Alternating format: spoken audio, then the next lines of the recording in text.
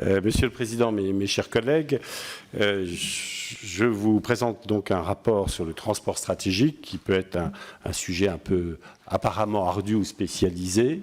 Et je voudrais montrer qu'il y a des enjeux qui dépassent largement ce côté apparemment technique. Le point de départ de mon rapport, ça a été un rapport de la Cour des comptes qui est paru en octobre 2016 et qui portait sur les OPEX en général, et rapport qui avait été fait à la demande de la Commission des finances du Sénat.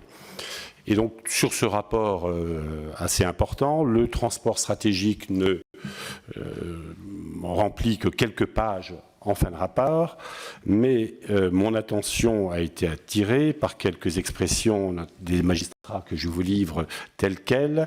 Les magistrats notent une forte dépendance à des moyens non militaires dans un secteur opérationnel sensible.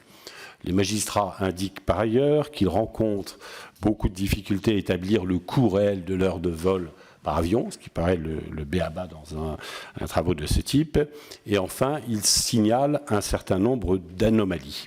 Et également réclame, je les cite, une clarification des conditions de recours aux deux prestataires principaux de transport stratégique.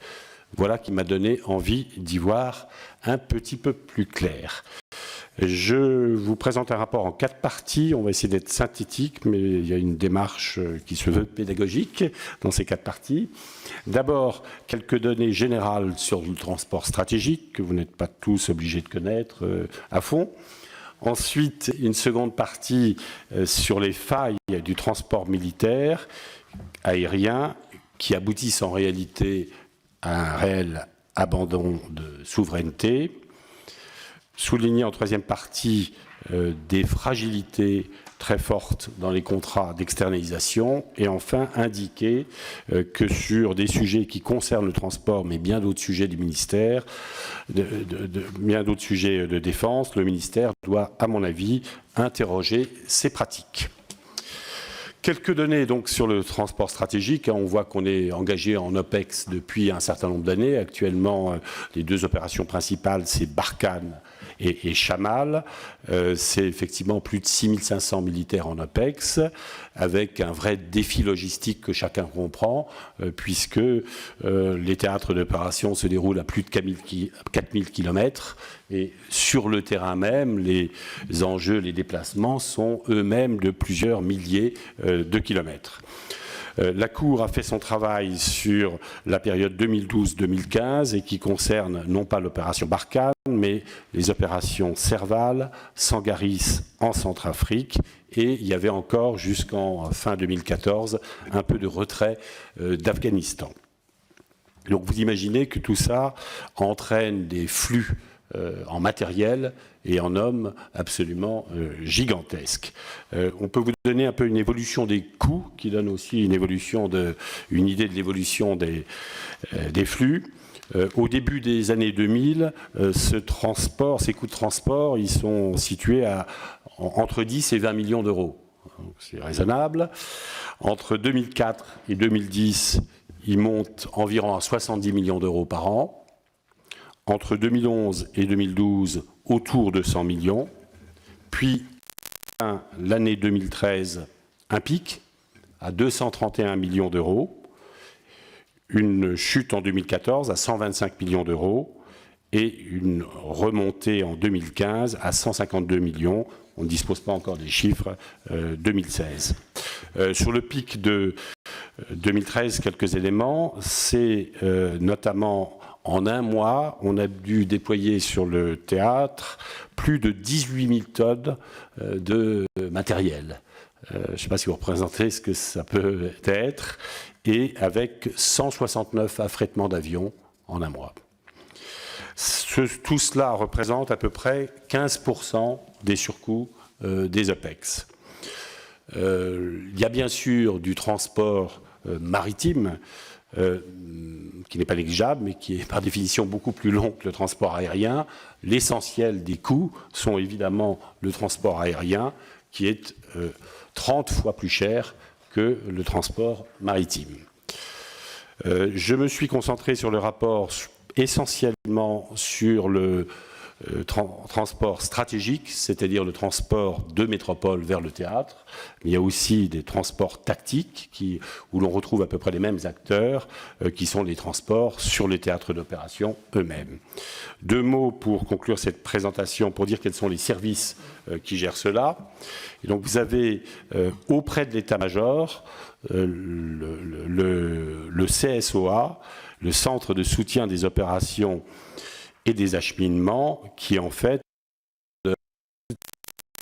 c'est lui qui émet les bons de commande, c'est lui qui constate le service fait, donc c'est le CSOA qui est à la manœuvre. Il y a un service payeur qui dépend du commissariat des armiers, qui est le SSLT, le service spécialisé de la logistique et du transport. J'en viens à ma seconde partie qui voudrait mettre en lumière des failles assez impressionnantes en matière de patrimoine qui nous engage, à mon avis, dans une perte de souveraineté. C'est des données qui sont assez connues, donc j'irai vite, mais je tiens quand même à l'indiquer. Sur les vols stratégiques patrimoniaux, on a vraiment peu d'équipements et des équipements qui sont à bout de souffle. Je mentionnerai 2 A340 qui transportent 41 tonnes de fret, qui ont 23 ans quasiment de moyenne d'âge, 3 A310 avec 31 ans de moyenne d'âge, 11 C35 qui transportent seulement 25 tonnes à plus de 50 ans de moyenne d'âge. Donc on est effectivement dans une grande misère. Pour le transport tactique, c'est-à-dire des porteurs un peu moins importants, je vous rappelle la flotte de Transal, qui elle a 35 ans de moyenne d'âge. Et on avait en 2011 46 Transal à disposition, on n'en a plus qu'une vingtaine, et en dépit de cette réduction du parc, la disponibilité a chuté de 56 à peine 40%. Donc vous voyez bien un effondrement de nos capacités en la matière. Avec les C130 qui ont 30 ans, la disponibilité, elle aussi, a chuté de 72% à 22%. Donc on est dans une situation critique. Alors, il est de bon ton d'indiquer dans les réunions un petit peu convenues que tout ça est vrai, mais que ça devrait s'améliorer. Je voudrais dire que j'ai certains doutes là-dessus. On a effectivement signé en 2014 un contrat pour la commande de 12 A330 et MRTT. Ces avions ne seront livrés sans doute qu'au compte-gouttes, qui est à partir de fin 2018. Et donc vous voyez bien qu'on va avoir l'effondrement de nos capacités et la montée en puissance des nouveaux avions qui ne va pas du tout se faire au même rythme. Et donc les difficultés vont croître en dépit de cette commande. Alors après, il y a le feuilleton de la 400M que certains présentent aussi comme la solution. Je voudrais dire qu'il n'en est rien. D'abord parce que les retards sont considérables. On attendait la 400M en 2009. Il a commencé à être livré au compte-gouttes en 2013. Le chef d'état-major de l'armée de l'air faisait, lors d'une audition récemment, écho d'un taux de disponibilité d'un appareil sur 10. Je ne pense pas qu'on va aller très loin avec ça. Et enfin, vous verrez dans les comparaisons tout à l'heure, il faut à peu près l'Antonov, qui est l'avion important pour le transport aérien, il faut au moins 5 ou 6 A400M pour remplacer un Antonov. Donc vous voyez bien que les capacités, même si la 400M arrivait, sont loin d'être satisfaites à brève échéance. Tout cela pour aboutir à la réalité suivante, qui est que pour les vols stratégiques patrimoniaux, le patrimonial ne représente en année pleine, en année 2013, en année de surcharge, les vols patrimoniaux ne représentent qu'à peine 7% des vols. Quand l'intensité est un peu moins grande, on monte à autour de 20% en patrimonial.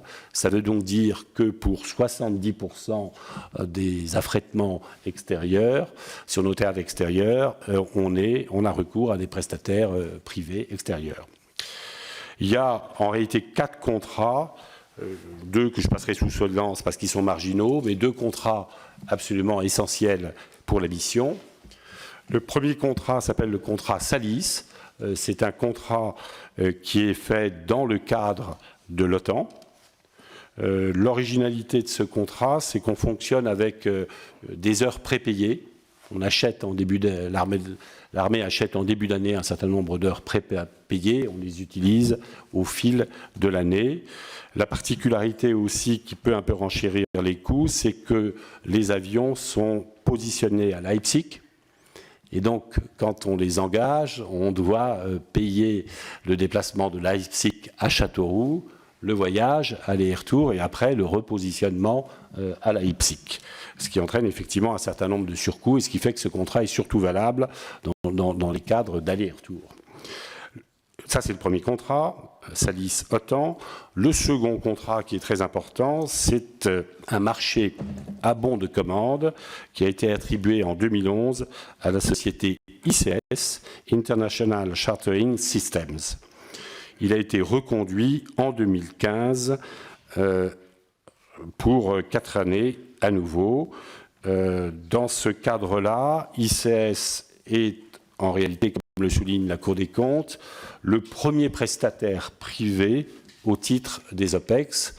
Sur les 4 années étudiées par la Cour des comptes, c'est une facture de presque 187 millions d'euros pour l'OTAN, le contrat Salis-OTAN, et c'est une facture légèrement supérieure pour ICS de 198 millions, et cette facture n'inclut pas les vols tactiques qui viennent en plus. Alors, cette dépendance, en dépit de ces 2 contrats, je voudrais montrer qu'il y a une dépendance diplomatique considérable et un petit peu angoissante si on veut bien la mesurer les conséquences. Cette dépendance est due à la volonté d'avoir accès au plus gros transporteur actuel, qui est l'Antonov. L'Antonov, pour vous donner une idée, pour ceux qui ne sont pas spécialistes, peut transporter, on ne rentre pas dans les détails, mais en gros 100 tonnes de matériel, voire un petit peu plus.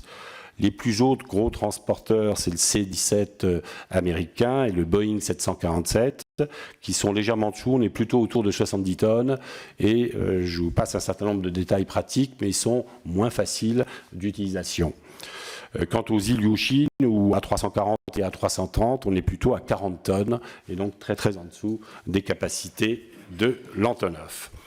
Il existe une vingtaine d'exemplaires d'Antonov qui sont détenus par 3 compagnies.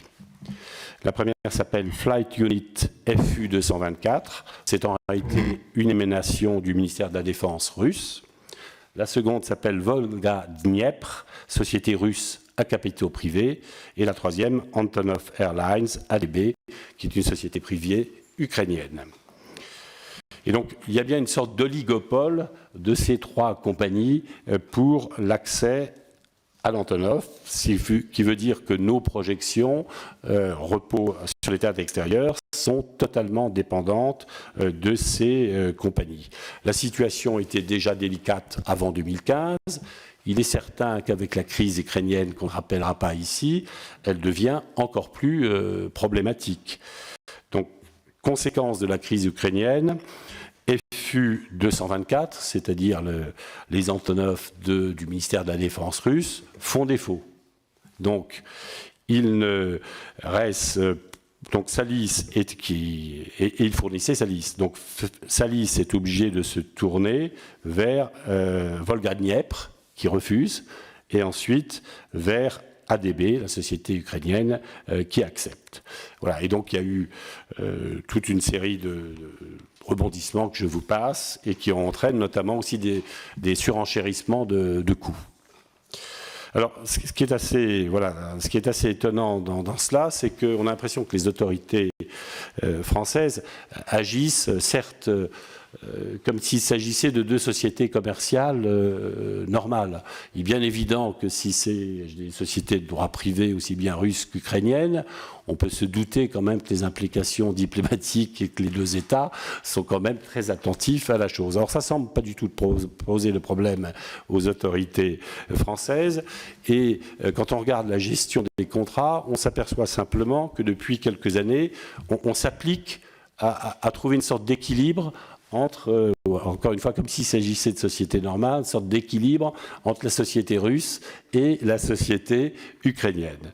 Voilà, comme s'il n'y avait pas de problème. En gros, via Salis, c'est-à-dire via l'OTAN, je tiens à le souligner, via l'OTAN, Salis, on travaille surtout avec les Russes, et via ICS, on travaille avec les Ukrainiens. Et donc, à part ce petit équilibre, personne ne semble considérer qu'il y a un sérieux problème à prendre en compte. Donc ça, c'est les fragilisés patrimoniales qui entraînent cette dépendance stratégique, à mon avis, préoccupante. Ce qui rend les choses encore plus préoccupantes, c'est la fragilité de ces deux contrats. Le contrat Salis, donc le contrat OTAN, était une construction assez large au début, et depuis un certain nombre d'années, beaucoup d'acteurs se sont retirés. Le Canada s'est retiré en 2011, la Grande-Bretagne en 2015, d'autres acteurs moindres par la suite, la Grèce, la Finlande, la Suède, la Pologne évidemment pose des conditions et ne veut pas travailler avec la société russe, vous l'imaginez bien. Et donc le contrat OTAN, qui était un point fort de notre action sur les théâtres extérieurs, devient une vraie difficulté et ce contrat doit être ou complètement repensé ou il faut aller vers d'autres solutions. On a l'impression que le ministère reste comme si on était avant la crise ukrainienne et qu'il n'y avait pas de sujet véritablement posé. Donc voilà pour le contrat Salis qui me paraît faible. On retrouve d'autres types de faiblesses, me semble-t-il, dans le contrat ICS. Sans rentrer dans les détails, je voudrais néanmoins indiquer l'étonnement qui a pu être le mien quand j'ai vu les conditions de renouvellement en 2015 de ce contrat. C'est un contrat de 4 ans, renouvelable tous les ans. Or, la crise ukrainienne a entraîné les changements que je vous ai indiqués, retrait de Flight Unit russe, modification substantielle du contrat puisqu'on a fait rentrer les Ukrainiens qui n'y étaient pas. Et il me semble que effectivement tous les juristes peuvent considérer là qu'il y a une modification substantielle du contrat qui aurait dû entraîner un second appel d'offres. Il n'en a rien été. Quand on interroge le SSLT sur le sujet, il a recours à une notion qu'a connaissance les juristes hors du ministère de la Défense ne semblent pas connaître, qui est cette notion de fournisseur additionnel. Voilà, je vous laisse méditer sur la chose. Et quant au retrait de Flying Unit, il est présenté non pas comme une modification substantielle du contrat, mais comme une indisponibilité temporaire, ce qui me paraît éminemment discutable. Donc vous voyez bien que sur la gestion du contrat, sur le plan juridique, un certain nombre de questions se posent. J'ajoute aussi que j'ai eu connaissance que pour non pas les vols stratégiques, mais pour les vols tactiques, le ministère de la Défense travaille avec ICS Singapour, ce qui me paraît un petit peu curieux, puisque sur le stratégique, visiblement, l'entité reconnue et connue du ministère de la Défense depuis longtemps, c'est ICS Paris, ou je ne sais où. Et là, pour le tactique, on voit apparaître une autre société. Voilà, j'aimerais connaître les raisons pour lesquelles le ministère de la Défense se sent obligé de passer par ICS Singapour, alors qu'il connaît bien l'interlocuteur en France. Pour ajouter un petit peu au climat que j'ai pu percevoir sur tous ces sujets, climat qui rend évidemment le sujet à la fois sensible et un petit peu nécessité d'être attentif, circule depuis fin 2016, qui a été adressé à la fois au CSOA, au SSLT et à un certain nombre d'affréteurs, un dossier anonyme pointant un certain nombre du doigt un certain nombre de choses. Pour éviter les risques de manipulation, je me suis évidemment abstenu d'utiliser ce dossier, parce qu'évidemment la concurrence est forte entre les différentes compagnies et je ne suis pas là pour aider les uns ou accabler les autres, donc je ne suis pas rentré dans ce jeu-là, mais ça indique quand même un climat auquel, semble-t-il, il faudrait mettre fin et retrouver une certaine mise en ordre. Voilà ces faiblesses. Outre ces faiblesses, le suivi financier me paraît aussi devoir être un petit peu approfondi. Je vous ai expliqué tout à l'heure qu'effectivement les vols Salis étaient intéressants parce que on payait, il y avait le prépositionnement. Et donc, on payait l'aller-retour, le repositionnement à Leipzig, au retour également. Et donc, les vols Salis sont spécialement intéressants quand il y a des flux entrants et sortants. Inversement, le contrat ICS est intéressant en période de montée en puissance. Or, là aussi, sans vous donner tous les détails qui apparaissent dans le rapport, on s'aperçoit que la gestion du CSEA n'a pas, semble-t-il, pris en compte cette réalité qui nous paraît pourtant assez évidente si on fait un petit peu attention aux deniers publics. Et chose aussi plus curieuse que la Cour avait notée, le CSOA et le SSLT ont été incapables de nous fournir, alors soit ils ne l'ont pas, ce qui pose problème, soit ils ne nous la donnent pas, ce qui pose problème également, incapables de nous donner une grille tarifaire permettant de voir un peu quelle est la stratégie du ministère pour choisir effectivement le type de prestataire extérieur le plus adapté à la mission. Dernier point qui déplace un petit peu le transport stratégique lui-même, c'est, je pense que ce focus sur cette question doit amener le ministère à réinterroger ses pratiques dans un certain nombre de domaines et de mieux suivre les choses. Première pratique que je voudrais réinterroger, je pense que ça vous ira droit au cœur, Monsieur le Président, c'est la sous-estimation chronique du budget des OPEX. Vous savez très bien que les OPEX sont financés à hauteur d'environ 450 millions d'euros tous les ans, alors qu'on dépasse souvent le milliard. Le ministère de la Défense peut y trouver un intérêt, c'est ce que le ministre explique souvent, que finalement les surcoûts sont payés par la solidarité interministérielle, et donc c'est présenté comme une opportunité pour le ministère de la Défense. Mais vous voyez bien que ça peut aussi avoir quelques effets pervers, notamment dans le système que je viens de décrire. On sait que les coûts seront pris, quoi qu'il arrive, en charge de façon interministérielle, et peut-être qu'on est un petit peu moins attentif au suivi dans ce cadre.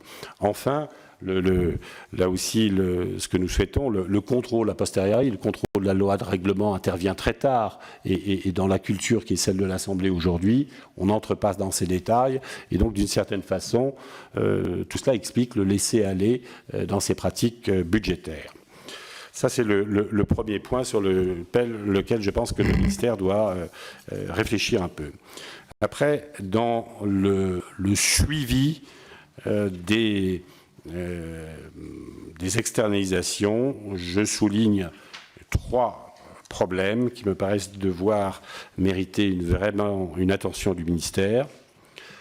Le premier, c'est d'une manière générale la faiblesse du suivi des externalisations, qui a été noté par pas mal de rapports parlementaires. Externaliser, c'est pas se décharger sur un prestataire public.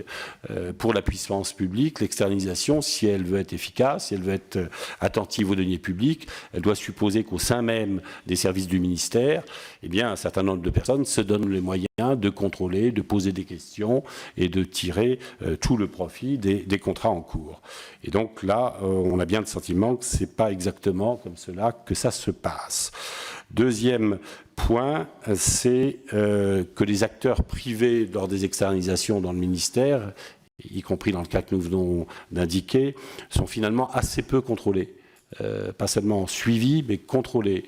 Un certain nombre d'acteurs parlementaires suggèrent qu'il y ait une sorte de travail d'agrément des sociétés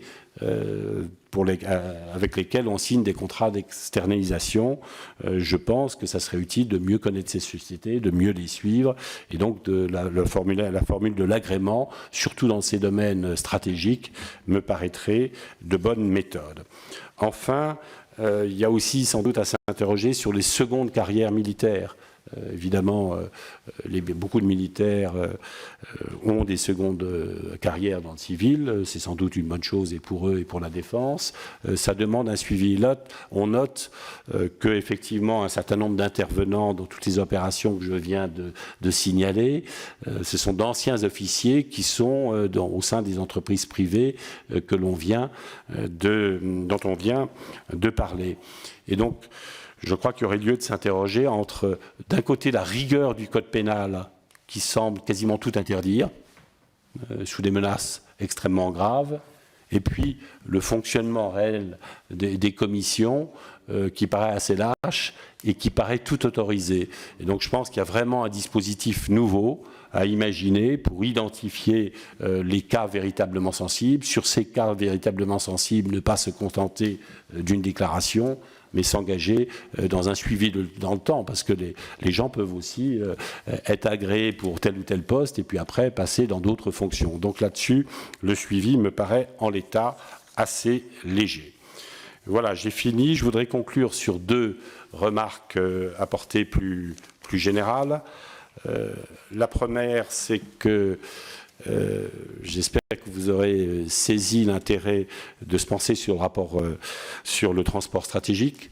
C'est apparemment un sujet technique, mais vous voyez bien que des sujets de souveraineté, des sujets de clarté de notre politique, de solidité de notre politique sont très majeurs.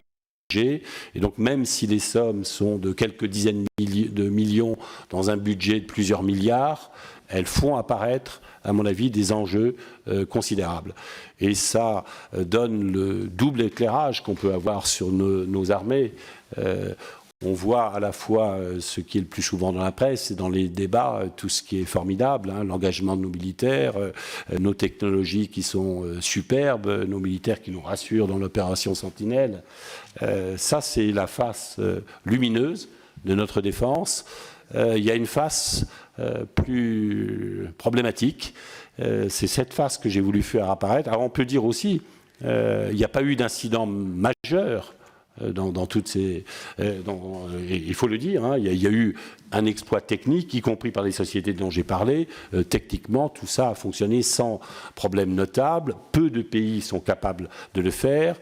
Mais tout en disant cela, et sans diminuer le talent, les qualités des uns et des autres, vous voyez bien la précarité, la fragilité extrême du système.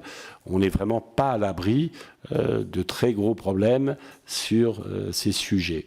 Et donc, aussi dans le débat présidentiel qui s'annonce, une sorte de consensus pour dire que l'armée, d'une part, tout va bien, et d'autre part, qu'il suffit de mettre un petit peu plus d'argent. Je voulais vous montrer aussi, à travers cet exemple, que le problème n'est pas simplement de mettre de l'argent. Il faut peut-être mettre un peu plus d'argent, mais on voit bien que face aux problèmes auxquels nous sommes confrontés, c'est vraiment un suivi, une méthodologie beaucoup plus attentive, et ce n'est pas uniquement une question d'argent. C'est la première remarque de conclusion. La seconde, Monsieur le Président, portera sur la mission de contrôle. Vous verrez dans le rapport, si vous avez l'amabilité de le lire, que je me suis appuyé beaucoup sur la Cour des comptes. Et je me suis également beaucoup appuyé sur des travaux de collègues parlementaires. Je voudrais citer Philippe Meunier, Philippe Noche, Christophe Guillotot, Serge Grouard, et puis Marie Recalde aussi, Alain Marty, et un rapport de 2011 aussi de Bernard Cazeneuve et de Louis Giscard d'Estaing. Et donc ces questions-là, elles sont posées par le Parlement depuis longtemps. Et vous voyez bien qu'on n'a pas complètement de réponse. Et je voudrais conclure là-dessus. Je suis convaincu que le contrôle parlementaire, par rapport au contrôle de la Cour des comptes, par rapport au contrôle des corps de contrôle, comme il est dit, apporte quelque chose de plus, apporte une force d'interpellation. On voit bien, ces questions sont posées, personne ne s'en occupe. Je pense que le rôle du contrôle parlementaire, c'est de poser les questions en termes d'enjeux politiques et d'obliger les différents acteurs à apporter des réponses. Et donc on voit bien qu'interpellés depuis 6 ou 7 ans sur ces sujets, eh bien, les réactions de l'exécutif et de l'administration ont été plutôt de mettre la poussière sous le tapis que d'essayer de trouver des solutions. Je pense que le rôle du Parlement, plutôt que d'être dans une inflation législative que nous connaissons tous, est dans ce travail d'interpellation. Merci.